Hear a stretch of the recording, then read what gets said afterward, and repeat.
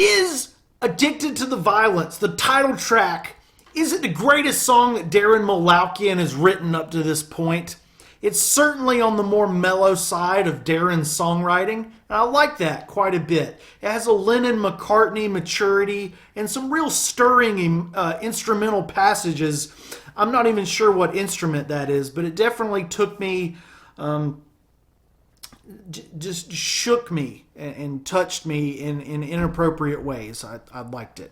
Oh, did I mention we are reviewing this album in reverse?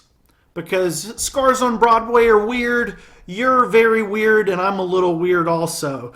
So Watch That Girl is the pentultimate track, and I really like saying the P word, pentultimate. It's like the next to the last episode of Breaking Bad, the pentultimate track on the album.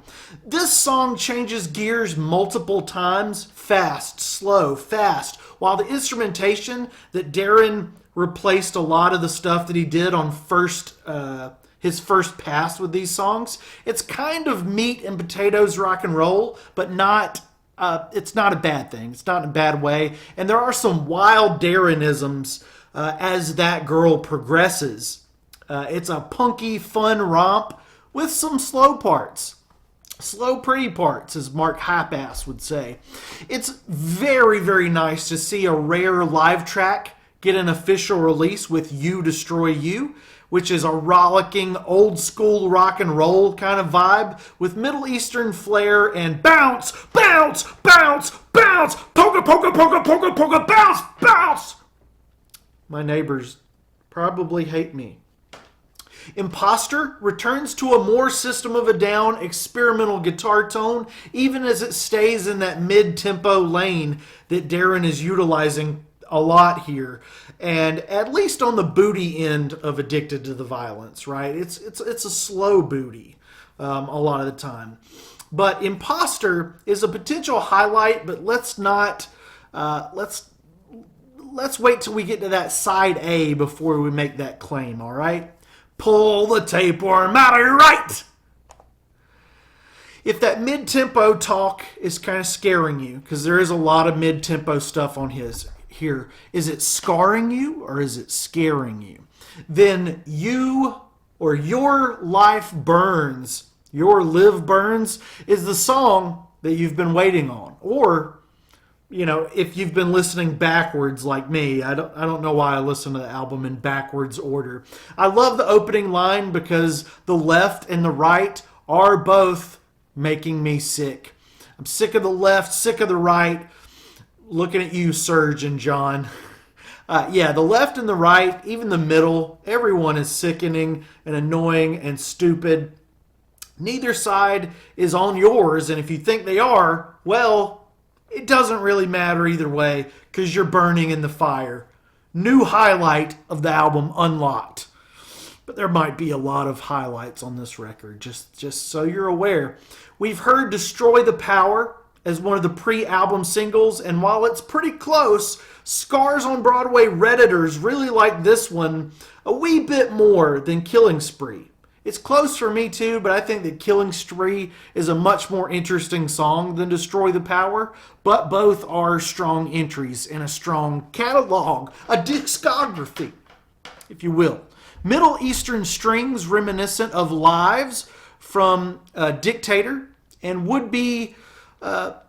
would be a really great song to see in concert with Daron on the stage. Welcome to the side A. That Amazon driver's like, what the fuck is going on in there?